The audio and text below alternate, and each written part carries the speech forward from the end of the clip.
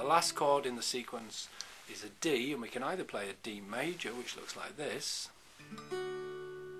or a D7, which looks like this. The only note that changed, by the way, is that one on the second string there, as you can see, from there to there. But the two notes on the outside, the first and third string, you'll see are played either with those two fingers, if it's a D7, or with the first and middle finger, index and middle. And again, the trick is to not try and you shouldn't really have to try too hard to hold these chords down. You'll see that those fingers, because the hand just comes around the neck a little bit, just underneath like this. I'll show you from this angle here. There's quite a big gap there, look. And the wrist is straight here, and it's straight there, and it comes around, and we can keep those fingers perpendicular.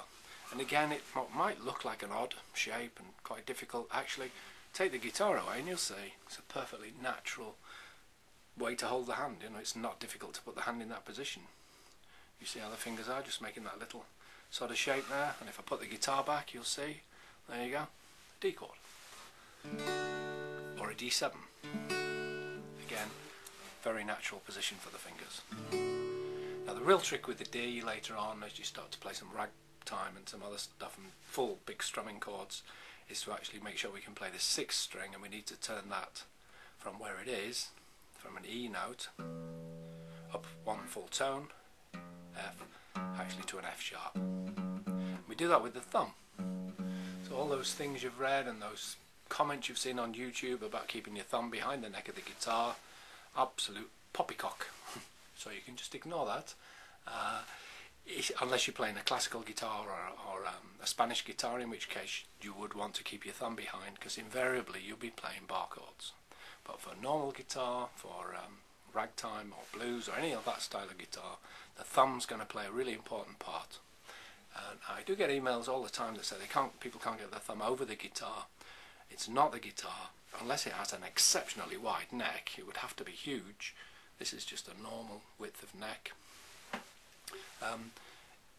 We always say to people whenever we answer them that it's not a fault of the guitar, it's the fault of the guitarist, because your thumb can easily fit around the neck. In fact, if I put my thumb and I try hard to hold the chord and put my thumb around, you can see I can get my thumb almost back down to my fingers. So to say that you can't get your thumb over, when all I actually need to do is just clip here, like that, just with this part of the thumb.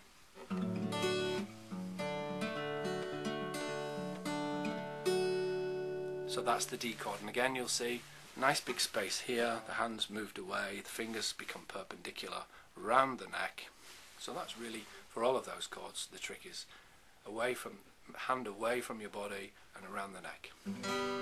G, E minor, C and D. So what we'll now do is move on to the key of C, and you'll be pleased to know that's quite an easy one. We just need to learn two new chords, because two of the chords in there we've already learned. So let's do that now.